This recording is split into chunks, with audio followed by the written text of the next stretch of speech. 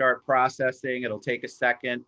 It might take you a minute to see it live, but they might be able to hear you now, even as we're speaking. So feel free to keep singing. I like that part. La la la. There it is. All right, so we are officially live. Welcome to the show. I have Dani and Len Johnson with Better Than Sex Desserts. What's happening? Yeah.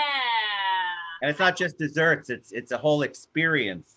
It Right. is. It Nothing is. like a rim job when you're in quarantine, right here in my hand. Yeah, buddy. Yeah, rim jobs in quarantine. Is that what? So tell me what you are drinking, as I am Oh, making sure that this gets shared. I see you. So cheers. What are you drinking? I have a glass of Cabernet, and that is in a semi-sweet chocolate rimmed glass. So this is kind of one of the things that we're known for, is taking chocolate and caramel and getting it to kind of stick on the glass. And then you get to enjoy your favorite wine as it hits the palate with the chocolate or the caramel, whatever. We put all kinds of stuff on there. But right now I have copious amounts of Cabernet and chocolate, Ted. You know, if you're going to be quarantined, I would want to be quarantined with you all, because there's worse places. There are worse places to be.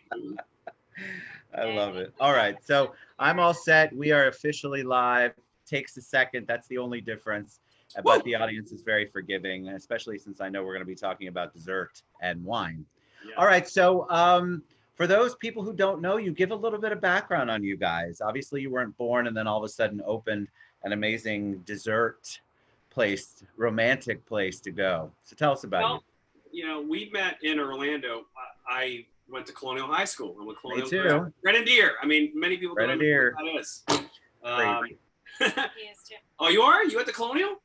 I did. What year? Oh, nice. You had to ask the year, Len. I like you. You can tell me off air. You can. No, 1983.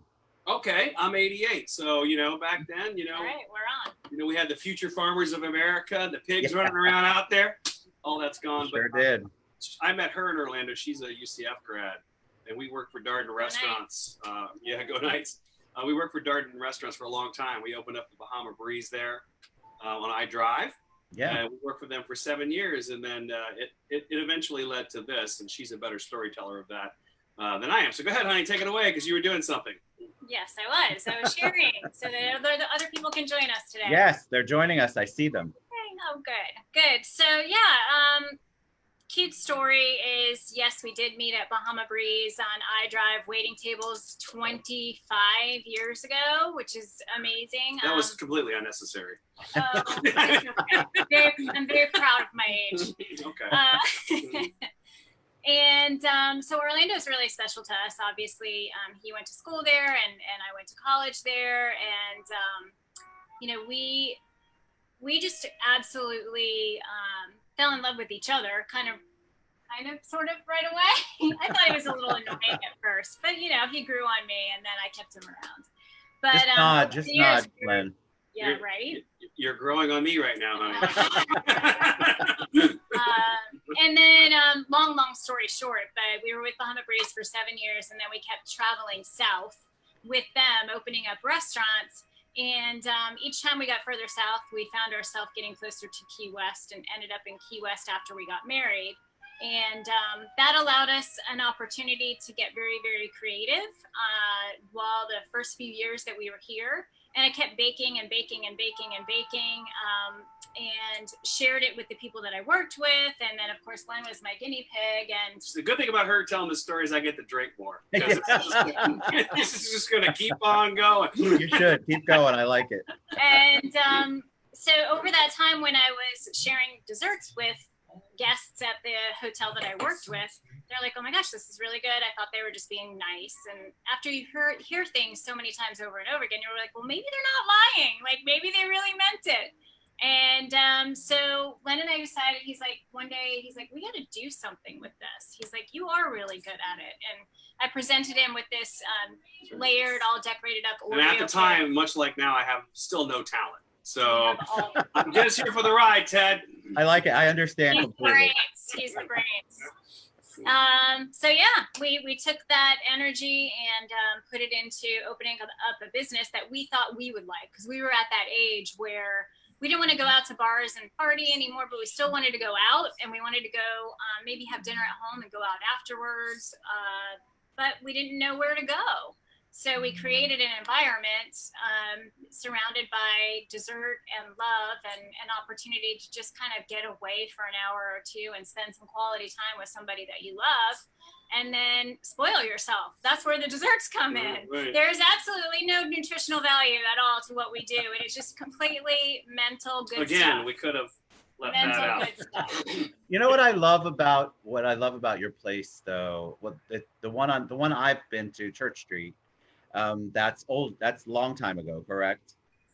We're on Orange Avenue. Yeah, Orange. That's it. Yep, Yes. yep. So you walk in and you immediately feel you stepped into some other place.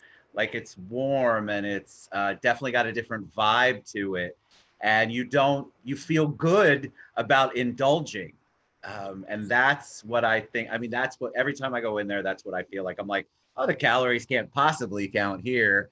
It's too pretty. It's too nice. It's too warm and open. So I love your place. Tell me where the name came from.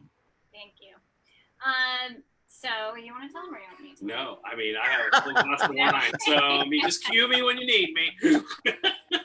So and remember when we were talking about, we kept finding ourselves traveling to Key West, so lots of road trips. And I was thumbing through a magazine one day referring to something else, I don't remember what it was, that was better than sex. And this was before the concept was even in our minds. And I just joked to him, I was like, hey, this would be a great name for a restaurant, ha ha ha. Well, it was one of the best road trips we ever had because the innuendos kept rolling off both of our tongues. And then we remembered that when the opportunity came, and it makes a lot of sense. It really, really does. You know, it's not a dig at anything. It's not supposed to be better than sex. It's just supposed to be fun. And we want you guys to go home and test the theory and hope that it never is better than sex. I like that. Hashtag yeah. test the theory. That's good. Exactly. And that's where all the fun comes in the menu. I don't know if you had a chance, you were there, so you Absolutely. read the menu, but the innuendos, it's all about providing an escape and laughter and fun and connection.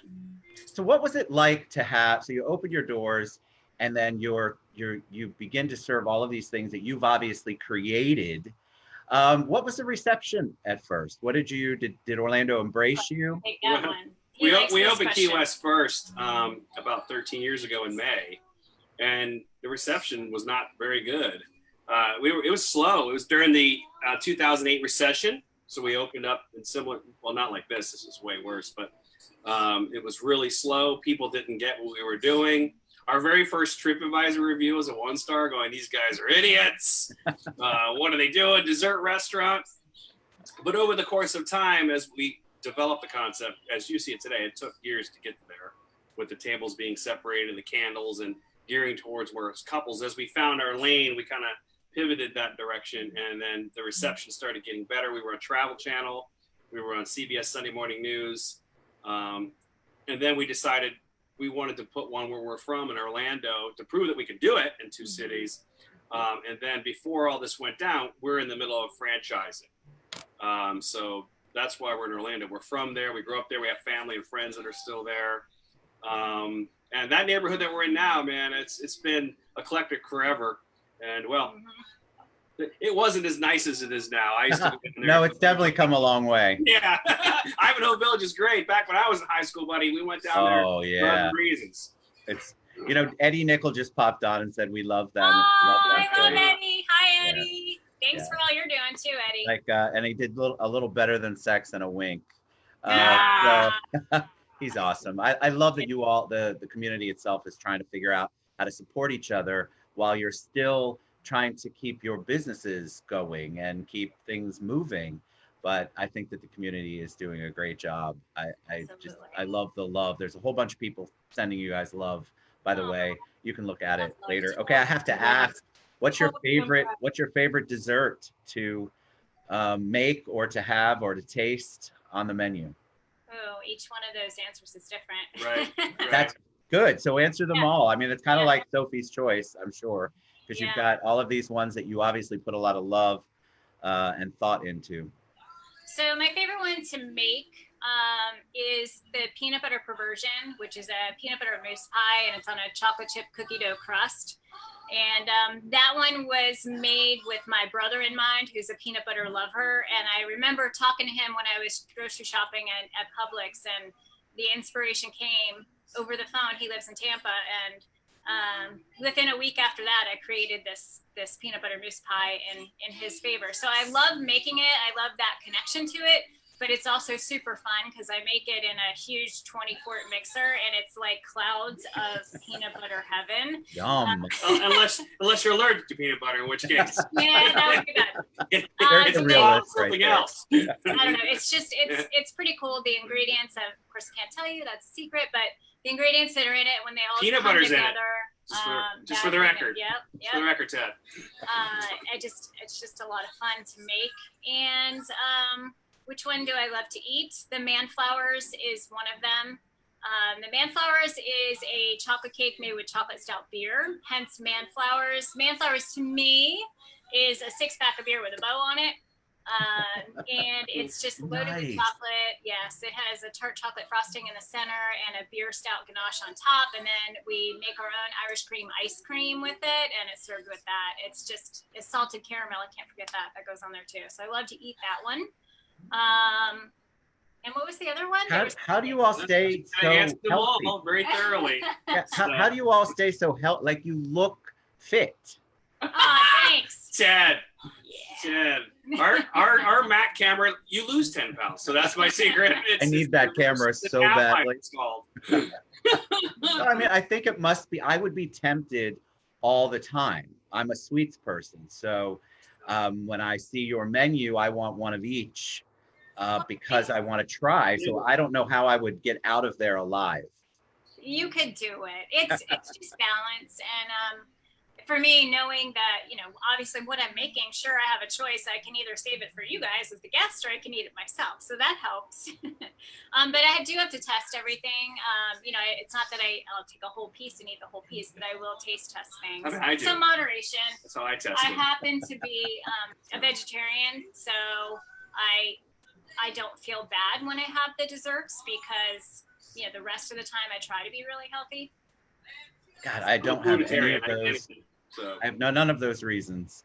All right, I have to ask about the wine and the drinks, though, because that's also an important part of the experience. How did you come up with the idea to do that? And then how do you mix and match? How do you create the drinks? How did you come up with a way to kind of pair them? So it's easy, because I think most people would walk in and say, okay, it's dessert. I have to have a sweet wine with it, because that's what you're told. That is what you're told. You're correct. So the whole concept came about, again, this is story time, going back to, it was Can I go to the bathroom? It was literally about a week before we were ready to open up our first restaurant. And Len was asking me about chocolate and how to melt it, and I was trying to explain it to him. And I found an excuse. So I was like, well, let me just show you. So then I have all this chocolate properly melted. I'm like, what am I going to do with it? And I was like, I'm in the mood for a glass of wine. So I was like, honey, will you get us some wine? So he walked across the street from where we lived at the time to the most fabulous gas station and got the best bottle of Cabernet that they had. And within that time, I don't know what came over me. I think it came in a box. Right? This big. And I don't know if they had box wine back then, did they? I don't know. They had the big jugs of Gallo wine. Gallo, Gallo was in there. Yeah. Within that time, I figured CHS, out, baby. Gallo wine. Such a CHS. figured out how to get the chocolate on the glass.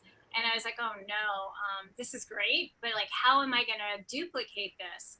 And I'm not a very big, I love wine, don't get me wrong, but I don't drink a lot of it usually. Unless there's a straw around. In one sitting. But that night, when he got back with the wine and there was chocolate on the glass, it kept me wanting more and more and more. And I was like, I have to figure out how to execute this. So then I tested it and I did all the rims and I left them overnight. I'm like, maybe I can pre-make them. That didn't work. So now every single one of them is made to order. And as far as pairing, I have to thank my parents for this because it's just something that I feel very blessed and lucky to have. Sometimes I can pick things more along the food and the dessert line of what will go together. But with the wines, when you taste them together, you have to taste 5 or 6 or 8 or 10 different wines with the certain brand of chocolate with the caramel, with, you know, the honey. We do honey and we do lavender syrups. We do all kinds of things. And it's amazing how different each one is with whatever you pair it with. Some of them, we just did a wine tasting a little bit ago and had to taste several. Darn. You had to. And some of the, like, we have to right now.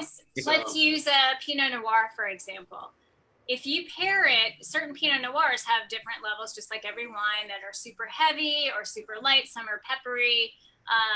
And if you pair it with the right chocolate, either it's going to complement it, kind of like a good relationship, or it's not going to. It's not going to.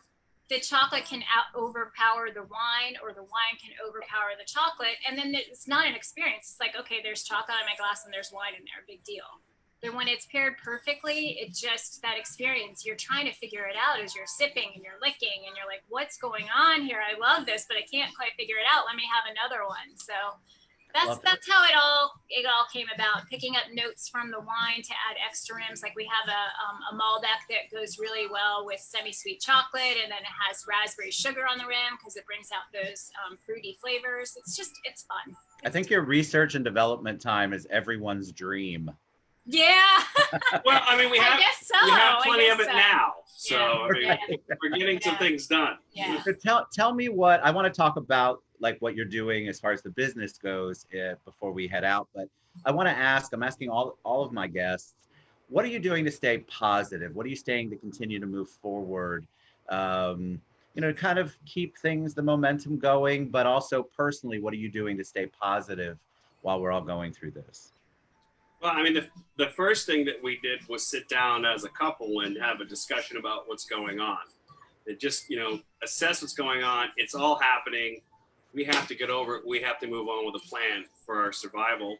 And now we're more in a pivot phase, you know, because we don't know what's going to happen. You don't know, no one knows.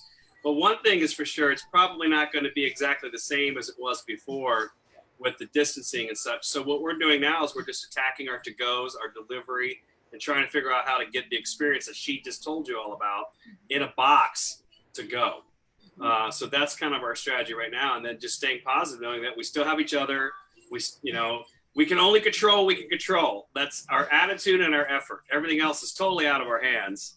And we just have to remind each other. We've had down days. Yeah. I mean, when you watch your bank account dwindle away and you have to furlough people that you've worked with for a long, long time. I mean, there's a lot of negativity to it. But, you know, leading with love and having a good mental attitude is something you have to do every single day. And luckily we have each other for that. And we kind of nipped that in the bud at the very beginning of this, because, you know, when it happened so quickly, just like everybody else experienced, it was a shock. And sometimes you take out those things on the people closest to you.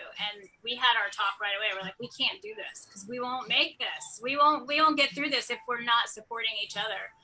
So that was so great. I'm glad we did that. That book, Don't Sweat the Small Stuff. I get it all now. I mean, it's like, we made a commitment, like, we're not going to sweat anything small. Even after you come out on the other side of this, it's just like, it's not even worth it. So. Right. And then from a business standpoint, this kind of stemmed from it. I don't know if you can see what they are. Love cards. And we're serving it with what we call a munch box, which is kind of like that picture in the back there. It's 4 different mini desserts, tapas styles desserts. And on these love cards, that's 40 questions total that you can ask the people that you're quarantined with, so that you can have, you know, deep conversations. Maybe ask them something that you never thought to ask. If I can interject that, when we first opened our restaurant, we used to have those books on the table. Yeah. Yes. This book of questions, like, what if you were president of the United States? You know, and it was a cool part of our concept, but they kept getting stolen.